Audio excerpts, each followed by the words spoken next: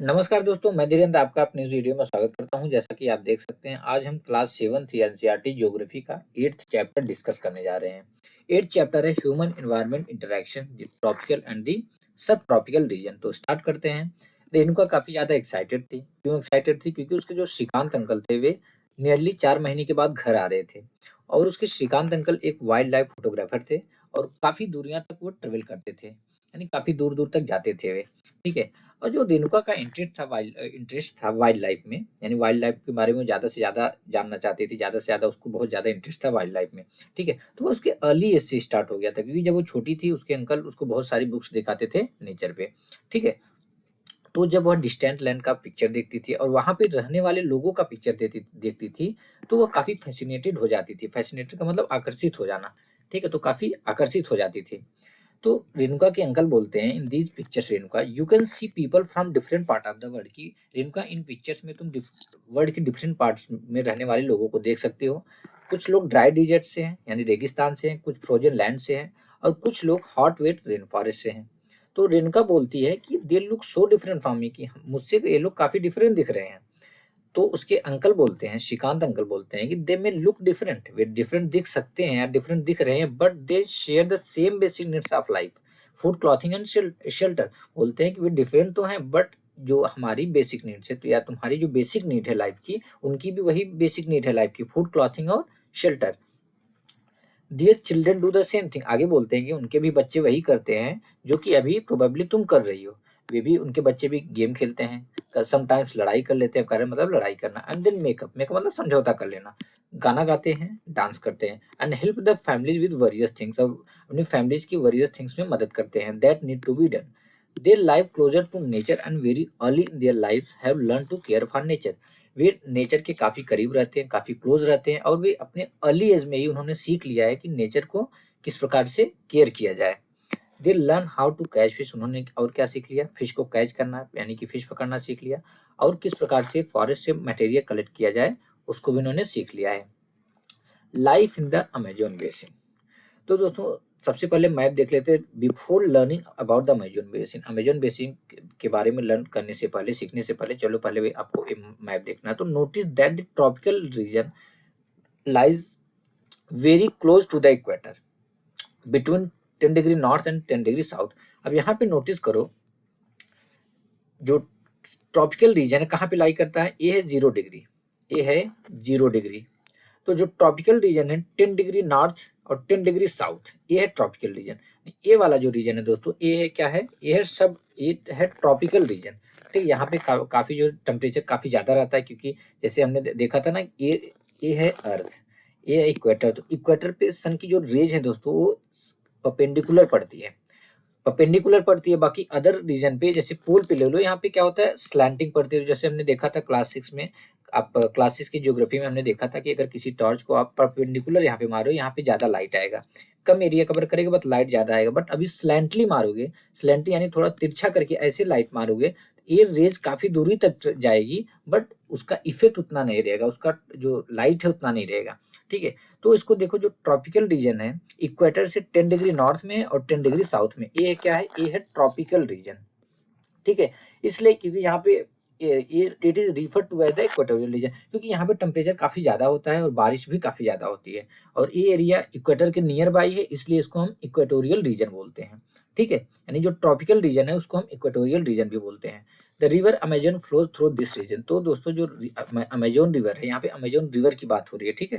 Amazon app की बात नहीं हो रही है, अमेजोन रिवर की बात हो रही है। तो अमेजोन रिवर इसी रीजन में बहती है, फ्लो होती है।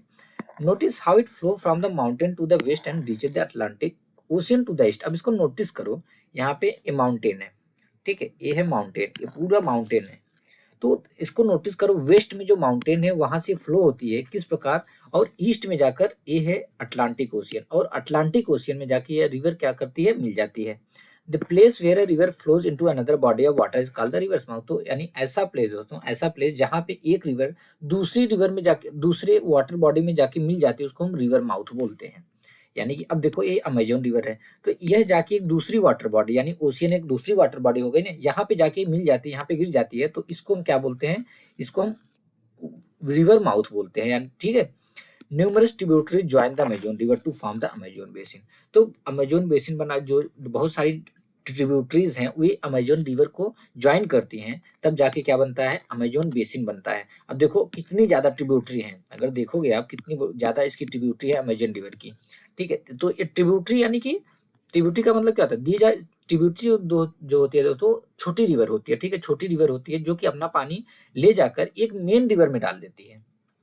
These are small river that join the main river, यानी ये छोटी रिवर होती हैं जो कि मेन रिवर को ज्वाइन करती हैं। The main river along with all it's tributary that drain an area from a river basin, यानी एक मेन रिवर अपने सारी ट्रिब्यूटरीज के साथ एक एरिया को ड्रेन करती है। वह एरिया का क्या होता है, वह एरिया रिवर बेसिन उस एरिया को रिवर बेसिन बोलते हैं। समझना इस चीज को, यानी कि अब ये है, ठीक है। अब यहाँ पे एक अमेजोन रिवर, ये है अमेजोन रिवर, ठीक है। तो काफी सारी छोटी छोटी जो ट्रिब्यूटरीज हैं दोस्तों, इसको ज्वाइन कर ली। अब इस पूरे एरिया को ट्रिब्यूटरी क्या करी, अब रिवर में पानी कहाँ से आता है, साइड का जो पानी होता है, मतलब फ्लो होकर इस रिवर में आता है। तो ये पूरा एरिया क्या कर रहे हैं, ये जो छोटी छोटी ट्रिब्यूटरीज है इसकी, ये पूरे एरिया को ड्रेन कर रही है ना। ये ड्रेन करे, उसके बाद मेन रिवर भी ड्रेन कर रही है। तो ये पूरा एरिया क्या हो गया, ये बनता है रिवर बेसिन, यानी ये अमेजोन रिवर का पूरा क्या है, बेसिन है। ठीक है, यानी कि एक मेन रिवर अपनी जो ट्रिब्यूटरीज के साथ जिस एरिया को ड्रेन करती है, उस एरिया को हम क्या बोलते हैं, रिवर बेसिन बोलते हैं या कैचमेंट एरिया बोलते हैं। और जो अमेजोन बेसिन है वो लार्जेस्ट रिवर बेसिन है वर्ल्ड का। ठीक है, आगे देखते हैं। The river basin drain portion of Brazil, parts of Peru, Bolivia, Ecuador, Colombia and a small part of Venezuela। तो किसका किसका ये एरिया ड्रेन कर रहा है, सबसे पहले देखेंगे कि किसका ड्रेन कर रहा है। तो सबसे ज्यादा दोस्तों ये ब्राजील, जो ब्राजील कंट्री है, ब्राजील, उसका एरिया ड्रेन करती है अमेजोन रिवर। ठीक है, सबसे ज्यादा पोर्शन ब्राजील का ड्रेन करती है। फिर कुछ पोर्शन है पेरू, जो है पेरू का भी कुछ पोर्शन ड्रेन करती है अमेजोन रिवर। फिर इक्वाडोर का भी कुछ पोर्शन ड्रेन करती है, कोलंबिया का भी पोर्शन ड्रेन करती है। यहाँ पे देखो ये कोलंबिया की बाउंड्री है, तो इसका भी कुछ पोर्शन ड्रेन कर रही है। और वेनेजुएला का छोटा सा पार्ट, इतना केवल जो है कि सबसे कम जो वेनेजुएला का पार्ट की कंट्री का जो पार्ट है वह ड्रेन करती है अमेजोन रिवर, और सबसे ज्यादा ब्राजील का करती है। ठीक है, अब ट्रिब्यूटरी का ऐसे समझ लो, ट्रिब्यूटरी क्या करती हैं, अपना पानी ले जाके किसी रिवर में दे देती हैं, उसको ट्रिब्यूटरी बोलते हैं। तो ट्रिब्यूटरी और मेन रिवर मिलकर क्या, जिस एरिया को ड्रेन करते हैं, उस एरिया को हम कैचमेंट बोलते हैं या रिवर बेसिन बोलते हैं। Climate, as you now know the Amazon basin stretch directly on the equator. जैसा कि अभी हम जान गए कि जो अमेजन बेसिन है कहाँ पे स्ट्रेच है, कहाँ पे फैला हुआ है, वो डायरेक्टली इक्वेटर पे। And it characterize by hot and wet climate throughout the year. जैसा कि हम जानते हैं कि जो इक्वेटर वाला रीजन है दोस्तों, पूरे साल वहाँ पे अच्छा खासा टेम्परेचर रहता है, काफी टेम्परेचर रहता है, तापमान ज्यादा रहता है, और अच्छी खासी बारिश भी होती है। Both day and night are almost equally hot and humid. तो डे और नाइट इक्वली हॉट होते हैं, गर्मी होती है और ह्यूमिड भी होती है। But the skin feel sticky, जो स्किन होती है ना, आपको स्टिकी फील होगा, आपको स्टिकी मतलब चिपचिपा रहता है। अभी जैसे अभी के टाइम में हम टेमा एंकरेज पे हैं। टेमा क्या है, टेमा एक पोर्ट है घाना कंट्री में, वेस्ट अफ्रीका में। वेस्ट अफ्रीका में आप देखोगे वहां पे दिखेगा घाना कंट्री, तो घाना कंट्री में हमें अभी टेमा एंकरेज पे। तो हम जब भी आप निकलोगे ना, आपको स्किनी जो थोड़ा चिपचिपा सा दिखेगा, चिपचिपा, हमेशा आपको चिपचिपा फील होगा, चाहे डे हो चाहे नाइट हो, हमेशा चिपचिपा आपको फील होगा। It rains almost every day, almost हर दिन यहाँ पे बारिश होती है। That too without much warning, यहाँ तक बिना किसी वार्निंग के भी। ठीक है, बट हमको तो इतना बारिश नहीं दिखा यहाँ पे। The day temperatures are high with very high humidity. तो जो डे का टेम्परेचर होता है दोस्तों, जो दिन का टेम्परेचर होता है, जैसे प्लेस प्लेस वेरी करता है ना, कि ऐसा नहीं कि इक्वेटर पूरे रीजन में जो है कि हर डेली बारिश हो रही, कभी यहाँ पे होता है कभी वहाँ पे होता है, बट एवरी डे लगभग होता है बारिश। ठीक है, तो जो डे का टेम्परेचर होता है हाई रहता है और ह्यूमिडिटी भी काफी हाई रहती है। बट नाइट में टेम्परेचर तो ठंडा हो जाता है, मतलब टेम्परेचर गोज डाउन, टेम्परेचर कम हो जाता है, बट जो ह्यूमिडिटी हो दोस्तों वो रिमेन्स हाई, वो हमेशा हाई ही रहती है। अच्छा, ह्यूमिडिटी होता क्या है, the amount of water vapour in the atmosphere. अब जैसे जो इक्वेटर वाला रीजन है, यहाँ पे देखोगे तो यहाँ पे ओशियन ज्यादा है, क्या है, ओशियन ज्यादा है। अब जैसे हम वाटर साइकिल में हमने देखा था कि पानी जो है कि डिफरेंट रूप में एक प्रोसेस में चेंज होता रहता है। तो बारिश होती है, ठीक है, प्रेसिपिटेशन के रूप में बारिश हुई, और बारिश से क्या होता है, फिर सी वाटर है, तो टेम्परेचर जब हाई होता है, टेम्परेचर जब इसमें पड़ता है तो क्या होता है, ये इवेपोरेट होता है, यानी वाष्प बनकर या भाप बनकर ऊपर उड़ता है। अब जब भाप बनकर यानी कि वाटर वेपर। अब जो वाटर वेपर ऊपर जाएगा तो सीधी सी बात है, यहाँ पे आप रहोगे तो ये वाटर वेपर आपको फील होगा, तो वही वाटर वेपर की वजह से जो स्किन होती है चिपचिपा सा रहता है, हमेशा स्किन चिपचिपा नुमा रहता है, ठीक है, यानी कि ह्यूमिडिटी हमेशा ज्यादा रहती है यहाँ पे।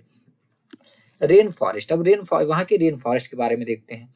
क्योंकि यहाँ पे जो इस रीजन में बारिश काफी ज्यादा होती है, हैवी बारिश होती है, तो थिक फॉरेस्ट ग्रो, तो काफी घने जंगल यहाँ पे ग्रो होते हैं। The forest are in fact so thick that the dense roof created by leaves and branches does not allow the sunlight to reach the ground. और दोस्तों ये जो जंगल होते हैं, इनके जो ट्री होते हैं ना, इतने ज्यादा थिक होते हैं, इतने ज्यादा घने होते हैं कि इनकी पत्तियां और इनका जो कनोपी होता है इतना ज्यादा फैल जाता है कि जो सनलाइट आती है उसको अलाउ नहीं करता, और सनलाइट पेनिट्रेट नहीं कर पाती, और नीचे वाले जो एरिया है लैंड पे, वहां तक सनलाइट पहुंच ही नहीं पाती। The ground remain dark and damp, इस वजह से जो ग्राउंड होता है, क्योंकि सनलाइट यहाँ पे पहुंचती नहीं है, वह डार्क रहता है और डैम्प रहता है, मतलब गीला रहता है, ठीक है। ओनली शेड टोलरेंट वेजिटेशन में ग्रो हियर, शेड टोलरेंट यानी कि जो छाव में, शेड टोलरेंट यानी जो छाव में ग्रो हो सकते हैं। केवल कौन सी वेजिटेशन यहाँ पे ग्रो होती है, जो शेड टोलरेंट है, यानी जो कि छाव में जो है ग्रो हो सकते हैं, जैसे orchids, bromeliads grow as a plant parasite. तो ऑर्किड जो है और ब्रोमेलाइट्स जो है एज ए प्लांट पैरासाइट के रूप में यहाँ पे ग्रो होते हैं। पैरासाइट क्या होता है, पैरासाइट में हमने साइंस में देखा था कि पैरासाइट वे प्लांट्स होते हैं, हिंदी में इसको परजीवी प्लांट बोलते हैं, यानी दूसरों पे जो जिंदा रहना, ठीक है। पैरासाइट यानी वे प्लांट होते हैं जो कि अपना न्यूट्रिएंट्स किसी दूसरे प्लांट से लेते हैं, ठीक है, उनको हम पैरासाइट प्लांट्स बोलते हैं। The rain forest is rich in fauna, तो ये जो रेन फॉरेस्ट है, फाउना में भी काफी बहुत सारे फाउना भी यहाँ पे पाए जाते हैं, यानी जीव जंतु। फाउना क्या होते हैं, एनिमल या जो स्पीसीज होते हैं। Birds such as toucans, humming birds, macaw with their brilliantly coloured plumage, oversized bills for eating make them different from birds we commonly see in India। तो यहाँ पे जो पक्षी पाए जाते हैं, यानी जो बर्ड पाए जाते हैं, जैसे टूकन, यहाँ पे टूकन है, ठीक है, टूकन, हेमिंग बर्ड, फिर मकाओ, और जो इनका प्लूमेज होता है, प्लूमेज यानी जो पंख होता है काफी कलरफुल होता है, ठीक है, और इनका जो बिल्स होते हैं, बिल्स यानी चोंच, अब देखो इस टूकन का, इसका चोंच इसकी बॉडी से कंपेयर करें तो इंडिया में हमको ऐसे पक्षी देखने को नहीं मिलते, ठीक है, यानी काफी बड़ा है इसका चोंच, ठीक है। तो यहाँ पे उनको खाने के लिए जो for eating make them different from birds, तो जो इनका चोंच होता है, यानी इनका कलरफुल, हमने देख रहे कलरफुल इनके प्लूमेज होता है, और ओवर साइज बिल्स होता है, इनका काफी बड़ा चोंच होता है, जो कि उन पक्षियों से, उन बर्ड से डिफरेंट है जो कि कॉमनली इंडिया में हम देखते हैं, ठीक है। और ये जो बर्ड होते हैं दोस्तों, ये काफी लाउड साउंड करते हैं, फॉरेस्ट में काफी तेजी से आवाज निकालते हैं। एनिमल जैसे कि मंकी हो गया, स्लॉथ और एंट एंट ईटिंग टपायर पाए जाते हैं यहाँ पे। ये एंट ईटिंग टपायर, ये जो है कि चींटियां खाते हैं, ठीक है।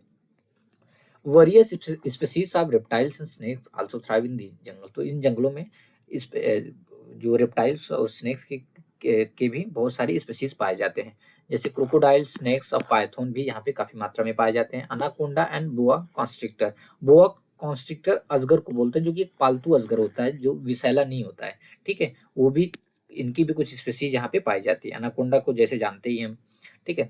इनके अलावा the basin is home two thousand of species of insect, इनके अलावा इनमें हजारों स्पीसीज की, जो इंसेक्ट की हजारों स्पीसीज पाई जाती हैं इस बेसिन में से, और फिशेस की बहुत सारी स्पीसीज पाई जाती हैं यहाँ पे, जैसे कि जो फ्लैश ईटिंग पिराना फिश होती है, वो भी इस रिवर में पाई जाती है। पिराना, वही पिराना मूवी जो आई थी, पिराना मूवी आपने देखा होगा, तो पिराना फिश क्या करती हैं, वो मांस खाती हैं, ठीक है, आप खाने जाओगे आप ही को निगल जाएंगी वो, मतलब कि मांस तेजी से खाते हैं। इसलिए जो बेसिन है एक्स्ट्रा ऑर्डिनरी रिच है वैरायटी ऑफ लाइफ फाउंड की, इतनी वैरायटी की यहाँ पे लाइफ पाई जाती है। People of the rain forest, हमने वहाँ के जंगल के बारे में देख लिया, वहाँ के फौना के बारे में देख लिया, अब वहाँ के लोगों के बारे में देखते हैं।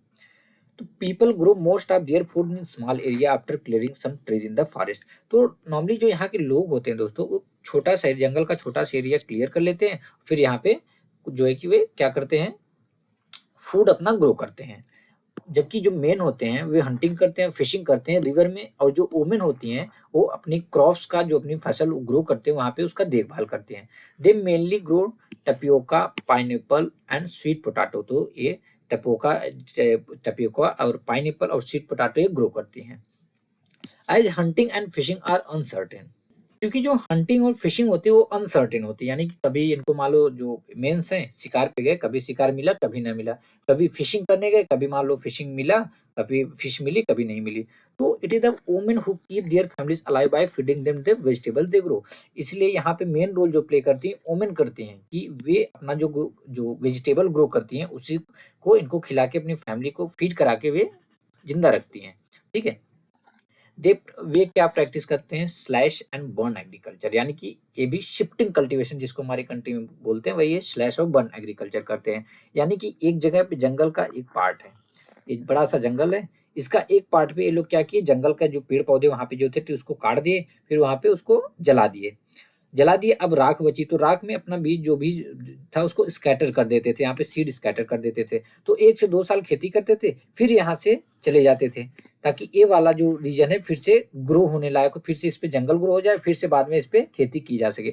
तो एक जगह जलाते थे, जंगल को काट देते थे, साफ कर देते थे, उसके बाद जलाते थे, फिर वहां पे खेती करते थे, फिर दूसरी जगह मूव कर जाते थे। तो वे स्लैश और बर्न एग्रीकल्चर करते थे। जो यहाँ का स्टेपल फूड है वो क्या है, मैन्योक, जिसको कसावा के नाम से भी जाना जाता है, जो कि पोटैटो की तरह ग्राउंड के अंदर होता है। यानी जैसे आलू होता है ना, पेड़, आलू का पेड़ ऊपर रहता है, आलू का पेड़ ऐसे ऊपर रहता है, बट जो आलू होता है, जो पोटैटो पोटैटो होता है ग्राउंड के अंदर होता है। तो कसावा भी ग्राउंड के अंदर ग्रो होता है। ठीक है, और यहाँ के लोग क्वीन खाते हैं, क्वीन एंड जो होती है उसको खाते हैं, और एक सेक्स भी खाते हैं। ठीक है, कैश क्रॉप जैसे कि कॉफी, मेज, कोआ आर आल्सो ग्रोन, यहाँ पे और ये भी ग्रोन किए जाते हैं। The rain forest provide a lot of food for the houses. तो जो रेन फॉरेस्ट है वो हाउसेस के लिए, घरों के लिए लॉट्स ऑफ वुड जो है बहुत सारी लकड़ियां वहां से मिलती हैं। Some family live in thatched houses shaped like beehives. Beehives यानी मधुमक्खी के छत्ते को बोलते हैं। कुछ लोग जो थैच्ड हाउसेस यानी कि जो है कि वे कच्चे घरों का मकान, जैसे कि मतलब घास फूस का मकान बना के थैच्ड हाउसेस में रहते हैं, जो कि लगभग मधुमक्खी के छत्तों जैसा दिखता है, उसमें रहते हैं। देर और बहुत सारे लार्ज अपार्टमेंट लाइक हाउसेस होते हैं जिसको मलोका बोलते हैं, जिसका जो रूफ होता है काफी स्लैंटिंग होता है। रूफ क्यों स्लैंटिंग होता है, इसको केवल रिलेट करना, रूफ क्यों स्लैंटिंग होता है, क्योंकि उस रीजन में बारिश बहुत ज्यादा होती है। बारिश बहुत ज्यादा होती है इसलिए रूफ जो है स्लैंट रहता है, ताकि बारिश का पानी ऊपर ना लगे और नीचे जो है कि तुरंत ड्रेन हो जाए। ठीक है, life of the people of the Amazon basin is slowly changing. But जो यहाँ के लोगों की लाइफ है दोस्तों, अमेजोन बेसिन में जो लोग रहते हैं उनकी लाइफ स्लोली चेंज हो रही है। Older days the hurt of the, जो ओल्डर डेज में जो जंगल का मेन पार्ट था, मतलब सेंटर वाला जो पार्ट था, वहां पे केवल रिवर को नेविगेट करके ही जाया जा सकता था। मीन्स केवल रिवर के थ्रू ही उस पार्ट में जाया जा सकता था। बट 1970 में जब ट्रांस अमेजोन हाईवे बन गया, इस हाईवे से अब जो जंगल है दोस्तों उसका सारा पार्ट जो है एक्सेसिबल हो गया। मतलब इस जंगल में किसी भी पार्ट में आपको जाना है, उस पार्ट में आप इजीली जा सकते हो। ठीक है, ये ट्रांस अमेजोन हाईवे की वजह से। और एयरक्राफ्ट, हेलीकॉप्टर भी यूज किए जाते हैं बहुत सारे वेरियस प्लेसेस पे पहुंचने के लिए। द इंडिजिनस, जो वहाँ की जो इंडिजिनस पॉपुलेशन थी, इंडिजिनस यानी जो लोकल पॉपुलेशन थी, उनको वहां से भगा दिया गया और उनको नए क्लियर एरिया में रहने के लिए मजबूर कर दिया गया, जहाँ पे वे अपना जो डिस्टिंक्टिव वे ऑफ फार्मिंग था उसको वे कंटिन्यूस कर दिए। The development activities are leading to the gradual destruction of the biological diverse rainforest। अब सीधी सी बात है दोस्तों, आपको ये रेन फॉरेस्ट है, अब वहाँ पे कंस्ट्रक्शन का काम इतना ज्यादा हुआ, जंगल काटे गए। अब सोचो जंगल अब काटते हुए बहुत सारे पक्षी, बहुत सारे फ्लोरा फाना जो कि उनका जिनका निवास है वहाँ पे, जो वहाँ पे रहते हैं, उनका तो आपने घर उजाड़ दिया। तो इसलिए जो डेवलपमेंट एक्टिविटीज से क्या हो रहा है, ग्रेजुअल डिस्ट्रक्शन हो रहा है बायोलॉजिकली डाइवर्स रेन फॉरेस्ट का। It is estimated that a large area of the rainforest has been disappearing annually in the Amazon। यह एस्टिमेट किया गया कि जो अमेजोन जंगल है, जिसको कि लंग्स बोला जाता है वर्ल्ड का, उसका एक लार्ज एरिया पर ईयर जो है कि वो गायब हो रहा है, डिसअपियर हो रहा है अमेजोन बेसिन से। You can see that this destruction of forest has a much wider implication. तो उसका हम बहुत देख सकते हैं इसका कितना ज्यादा वाइडर इम्प्लीकेशन होता है, अभी इसको समझेंगे हम। The top soil is washed away at the rainfall. देखो जब कोई पेड़ रहता है, ठीक है, पेड़ है, मान लो बहुत सारे ट्रीज हैं, बारिश होती है तो ये जो सॉइल होता है नहीं फ्लो नहीं होता, तो सॉइल जो है डिस्ट्रक्ट नहीं होता यहाँ से, मतलब कि ड्रेन नहीं होता, जो सॉइल होता है वो इरोड नहीं होता। बट जब पेड़ पौधे यहाँ पे नहीं रहते तो सॉइल जो है पानी के साथ वॉश्ड अवे हो जाती है। And the lush forest turn into a barren landscape. जो लश फॉरेस्ट था जहाँ पे बहुत सारा हमेशा हरियाली रहती थी, बहुत सारे पेड़ पौधे रहते थे, तो वही बैरन लैंडस्केप हो जाता। अब जैसे इस फिगर को समझो, ग्रेजुअल डिस्ट्रक्शन ऑफ फॉरेस्ट, पहले यहाँ पे पूरा जंगल था। अब इस लेवल को देखना, इस लेवल को समझना, इस लेवल एक बिल्कुल इक्वल लेवल है। ठीक है, ये जो लेवल है लैंड का, जो लेवल है इक्वल है, ये प्लेन है पूरा। ठीक है, यहाँ पे भी जंगल थे, पेड़ पौधे थे, यहाँ पे भी थे। बाद में ह्यूमन एक्टिविटीज की वजह से यहाँ से पेड़ों की कटाई करके यहाँ पे क्या कर दिया गया, मान लो स्लैश और वन एग्रीकल्चर, यानी कि यहाँ पे कोई फसल ग्रो कर दिया गया, यहाँ पे सेटलमेंट बना दिया गया, फिर यहाँ पे ग्रासेस या प्लेन मैदान बना दिए गए। अब इससे क्या हुआ, अब देखो यहाँ पे धीरे धीरे जब बारिश होने लगी, ए वाली मिट्टी जो है वो तो ड्रेन नहीं हुई, बट ए वाली मिट्टी जो थी वो पानी के साथ क्या हो रही, वॉश अवे हो जा रही है, ड्रेन हो जा रही है। अब देखो ए वाला जो लेवल आपको दिखेगा, अगर क्लियरली आप ऑब्जर्व करोगे तो ऐसे है कुछ। और यहाँ पे देखो, यहाँ पे बाद में क्या हुआ, ये लेवल कितना हो जाता है पूरा, फिर ये वाला जंगल, यहाँ से भी जंगल को हटा दिया जाता है, यहाँ से भी घास के मैदान हटा दिए जाते हैं, सेटलमेंट के रूप में यूज कर लिया जाता है। तो यहाँ पे भी देखो सेटलमेंट आ जाता है, तो कभी बारिश होती है। अब देखो ये क्या हो रहा है, लगभग ये ऐसे आ गया है, मतलब पूरा जो मिट्टी था पूरा पानी के साथ ड्रेन हो गया। ठीक है, अब देखते हैं life in the Ganga Brahmaputra basin. अब गंगा ब्रह्मपुत्र बेसिन में लाइफ देखते हैं, कैसी लाइफ है लोगों की।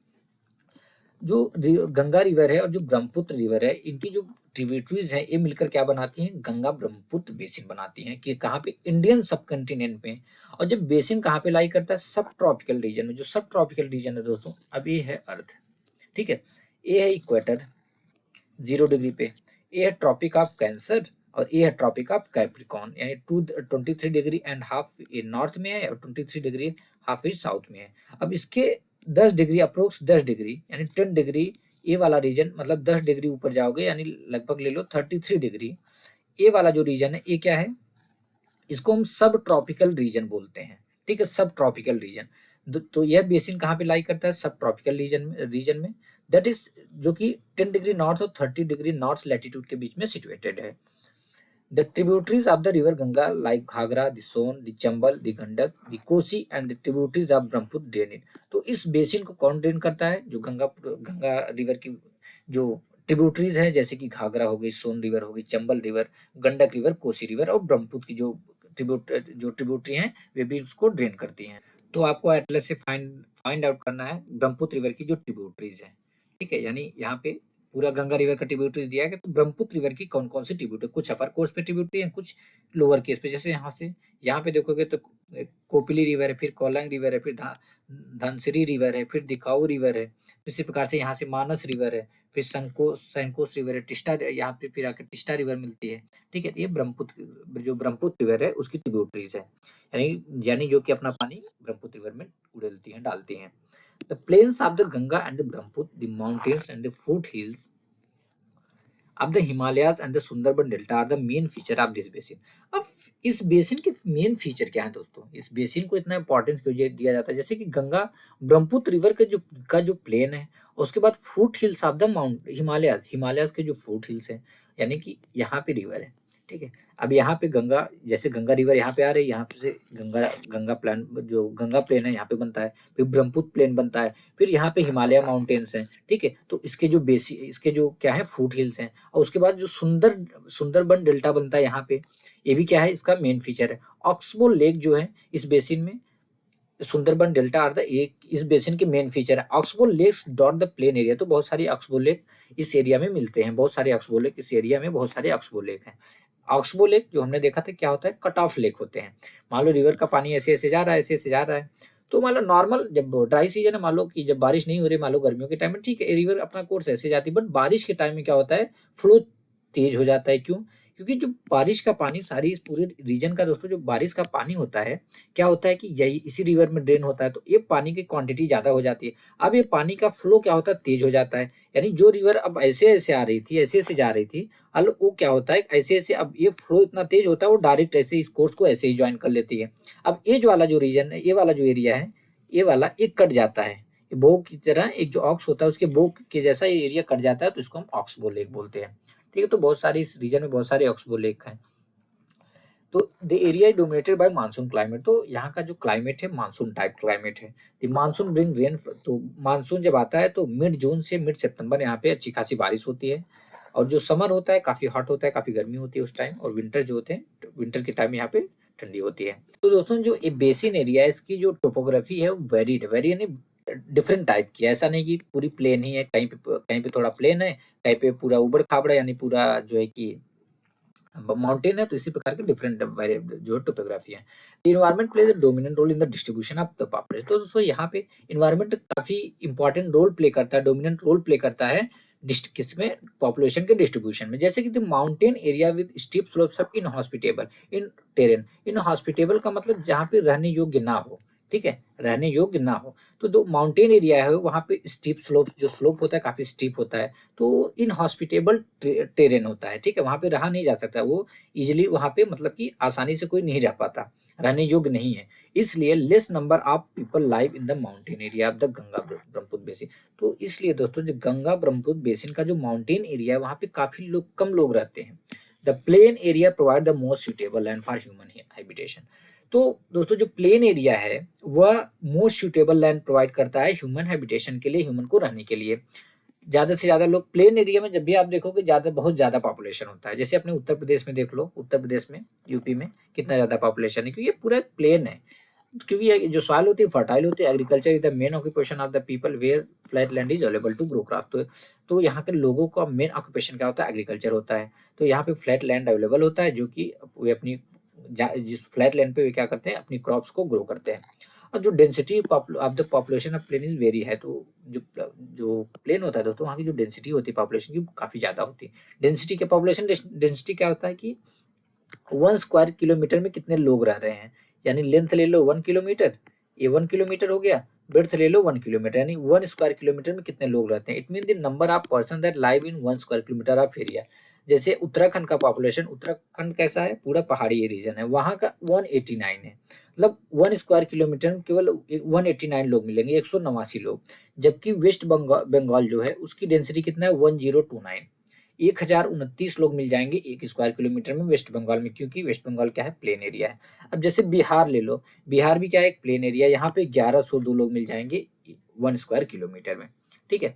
तो हमने क्या देखा कि एनवायरनमेंट काफी अच्छा, काफी जो डोमिनेंट रोल प्ले करता है पॉपुलेशन के डिस्ट्रीब्यूशन में। जैसा एनवायरनमेंट है उस हिसाब से वहाँ पे पॉपुलेशन का डिस्ट्रीब्यूशन भी होता है। Since cultivation of paddy the main crop is, जो मेन क्रॉप है पैडी है, तो क्योंकि जो पैडी, जो कल्टीवेशन है पैडी का कल्टीवेशन, उसके लिए सफिशिएंट वाटर चाहिए होता है। It is growth in the area where the amount of rainfall is high. तो यह उस एरिया में ग्रो होता है जहाँ पे रेनफॉल अमाउंट है वो काफी ज्यादा होता है। तो दोस्तों वीट, मेज, सोरगम, ग्राम और मिलेट्स अदर जो क्रॉप्स यहाँ इस रीजन में ग्रो की जाती है। टेस्ट क्रॉप जैसे शुगर केन और जूट भी यहाँ पे ग्रो किए जाते हैं। Banana plantation are seen in some areas of the plain. तो आपको कुछ एरियाज में, इस प्लेन के कुछ एरियाज में बनाना प्लांटेशन भी मिल जाएगा, यानी जहाँ पे केले की खेती होती है। West Bengal and Assam tea is grown in plantation. तो वे जैसा कि हम जानते हैं वेस्ट बंगाल और असम में जो कि टी जो है कि ग्रो किया जाता है प्लांटेशन में। Silk is produce through the cultivation of silkworms. Silk कैसे प्रोड्यूस किया जाता है, सिल्कवॉर्म की कल्टीवेशन से। इन कहाँ पे, बिहार और असम के कुछ हिस्सों में। In the mountains and hills where the slopes are gentle, crops are grown on terraces। जहाँ पे, तो माउंटेन्स और हिल्स में जहाँ पे जो स्लोप्स होते हैं, जेंटल होते हैं, वहाँ पे जो क्रॉप्स होते हैं ग्रो की जाती हैं कैसे, टेरिस, मतलब टेरिस फार्मिंग किया जाता है वहाँ पे। अभी देखेंगे टेरिस फार्मिंग क्या होता है। The vegetation cover of the area vary according to the type of landform. तो वेजिटेशन कवर होता है एरिया का, वेरी करता है according to the type of landform. In the Ganga and Brahmaputra plain tropical deciduous tree grow. तो गंगा और Brahmaputra plain में tropical deciduous trees जो है कि ग्रो होते हैं, अलॉन्ग विथ किसके, कौन कौन से ट्री, जैसे टीक, साल और पीपल के ट्री। डेसिडुअस ट्रीज क्या होते हैं, जो कि गर्मियों में वाटर को कंजर्व करने के लिए वो क्या करते हैं, अपनी पत्तियां जो है कि गिरा देते हैं। Thick bamboo groves are common in the Brahmaputra plain. तो ब्रह्मपुत्र प्लेन में आपको काफी जो है बम्बू ग्रोव्स मिल जाएंगे, यानी बांस काफी जो है कि वहां पे मिल जाएंगे। Delta area is covered with the mangrove forest. तो जो डेल्टा एरिया वहां पे मैंग्रोव पूरा फॉरेस्ट मिल जाएगा, मैंग्रोव, ठीक है। In parts of Uttarakhand, Sikkim and Arunachal Pradesh coniferous tree like pine, deodar and fir can be seen because the climate is cool and the slopes are steep. तो उत्तराखंड, सिक्किम और अरुणाचल प्रदेश के कुछ पार्ट्स में आपको कॉनिफेरस ट्री जैसे कि पाइन, देवदार और फिर मिल जाएंगे। यहाँ का जो क्लाइमेट होता है कूल होता है और जो स्लोप्स होते हैं काफी स्टीप होते हैं। तो देखो टेरिस फार्मिंग क्या होता है, terrace are built on steep slopes to create flat surface on with the crops are grown. तो टेरिस कहाँ पे बनाया जाता है, स्टीप स्लोप्स पे, जिसका जो स्लोप होता है स्टीप होता है, इस पे बनाया जाता है, ताकि उसको क्या किया जाता है, इस ऐसे बनाया जाता है कि एक फ्लैट सरफेस के रूप में, यानी कि मान लो इतना वाला रीजन है, यहाँ पे ऐसे मिट्टी करके उसको फ्लैट बना दिया जाता है, यहाँ पे एक मेड़ नुमा लगा दिया जाता है ताकि पानी जो है निकल ना सके, पानी जो है रिमूव ना सके। Slope is remove so that the water does not run of. Slope is remove, क्योंकि जो स्लोप होता है उसको रिमूव कर देते हैं। अब जैसे यहाँ पे देखो ना कि चकबंदी जैसा बना दिया गया, मेड़ जैसा बना दिया गया है, एक यहाँ पे ऐसे देखो कि ताकि जो पानी हो दोस्तों वो निकले ना, ठीक है, यानी कि जो स्लोप होता है नॉर्मली ऐसे होता है, ठीक है, तो एक एक कैसे फॉर्मिंग करते हैं कि ऐसे ऐसे कर देते हैं, जो उसका सरफेस है ऐसे ऐसे हो जाता है, तो पानी जो रहता है इस रीजन में, यानी सपोज ऐसे है, अब इस रीजन में यहाँ पे बना दिए, अब ये पानी जो है रन ऑफ नहीं होगा, ये पानी जो है रन ऑफ नहीं होता, ठीक है। तो टेरिस फार्मिंग जैसे यहाँ पे देख सकते हो, टेरिस फार्मिंग किस प्रकार से इसको स्लोप को जो है कि रिमूव कर दिए, जो स्लोप है उसको रिमूव कर दिए हैं और उसको फ्लैट सरफेस बना दिए हैं, ठीक है। तो यहाँ पे कई जैसे variety of wild life in the basin, basin में कई टाइप की वैरायटीज है, वाइल्ड लाइफ की बहुत सारी वैरायटीज पाई जाए, जैसे कि एलिफेंट, टाइगर, डियर, मंकीज है जो कि कॉमन है, और जो वन हॉर्न राइनासोरस भी यहाँ पे पाया जाता है ब्रह्मपुत्र प्लेन में, जैसे ये है वन हॉर्न राइनासोरस, यहाँ पे एक सींग, वन हॉर्न यानी कि एक सींग वाला। In the delta area, delta area में दोस्तों बंगाल टाइगर, क्रोकोडाइल भी पाए जाते हैं। Aquatic life abound in the fresh river water, तो एक्वाटिक लाइफ काफी पाई जाती है फ्रेश रिवर वाटर में। The lakes and the bay of Bengal sea, तो लेक्स में भी पाई जाती हैं, जो बे ऑफ बंगाल है उसमें भी पाई जाती हैं। जो सबसे पॉपुलर वैरायटीज हैं फिश की जो यहाँ पे पाई जाती है रोहू, कैटला और hilsa fish. Fish and rice is the staple diet of the people living in the area, तो यहाँ पे जो लोग रहते हैं उनका जो स्टेपल डाइट है वो क्या है, वो है फिश और राइस। तो दोस्तों गंगा ब्रह्मपुत्र प्लेन में सेवरल बिग टाउन्स और सिटीज है, यानी बहुत सारे बड़े बड़े टाउन्स और सिटीज हैं। सिटीज जैसे कि Allahabad, Kanpur, Varanasi, Lucknow, Patna and Kolkata, all with the population of more than 10 lakhs are located along the river Ganga. अब जैसे सिटीज जैसे कि इलाहाबाद सिटी हो गई, कानपुर, वाराणसी, लखनऊ, पटना और कोलकाता, इन सिटीज का पॉपुलेशन दोस्तों 1 मिलियन से ज्यादा है, मतलब 10 लाख से ज्यादा लोग इन सिटीज में रहते हैं। जैसे कि यहाँ पे देख सकते हैं 10 लाख से, ये है Varanasi, Varanasi along the river Ganga, यहाँ पे तो बहुत ज्यादा पॉपुलेशन है। The waste water from this town, तो इन टाउन से और इंडस्ट्री से जो वेस्ट वाटर डिस्चार्ज होता है रिवर में, this lead to the pollution of the river, इसी से जो रिवर है वो पॉल्यूट हो रही है दोस्तों, ठीक है। All the 4 ways of transport are well developed in the Ganga Brahmaputra basin, तो जो 4 वेज हैं ट्रांसपोर्ट के, यानी रोडवेज, रेलवेज, फिर उसके बाद वाटरवेज, फिर उसके बाद एयरवेज, ये fully well developed है in गंगा और ब्रह्मपुत्र बेसिन में। In the plain area, the roadways and railway transport the people from one place to another। तो प्लेन एरिया में रोडवेज और रेलवेज से लोग जो है, जो रोडवेज होता है, जो रेलवेज होता है, ये लोगों को एक जगह से दूसरी जगह ट्रांसपोर्ट करते हैं, एक जगह से दूसरी जगह ले जाते हैं। The waterways is an effective means of transport particularly along the river, तो वाटरवेज एक इफेक्टिव मीन्स है ट्रांसपोर्ट का पर्टिकुलरली रिवर के अलॉन्ग, ठीक है, क्योंकि ये सबसे ज्यादा चीप होता है, सबसे ज्यादा सस्ता होता है। Kolkata is an important port on the river Hooghly, जो कोलकाता एक इम्पॉर्टेंट पोर्ट है, किस पे, कहाँ पे है, हुगली रिवर पे है। The plain area also has a large number of airport, जो प्लेन एरिया है उसमें बहुत सारे जो है कि बड़े बड़े एयरपोर्ट हैं। Tourism is another important activity of the basin, इस बेसिन का जो दूसरा इंपॉर्टेंट एक्टिविटी है दोस्तों वो है टूरिज्म। ताजमहल के किस रिवर के बैंक पे है, यमुना रिवर के बैंक पे है, इन आगरा, आगरा में। इलाहाबाद कहाँ पे है, इलाहाबाद जहाँ पे गंगा और यमुना रिवर का कॉन्फ्लुएंस होता है, जहाँ पे मिलती है वहाँ पे है।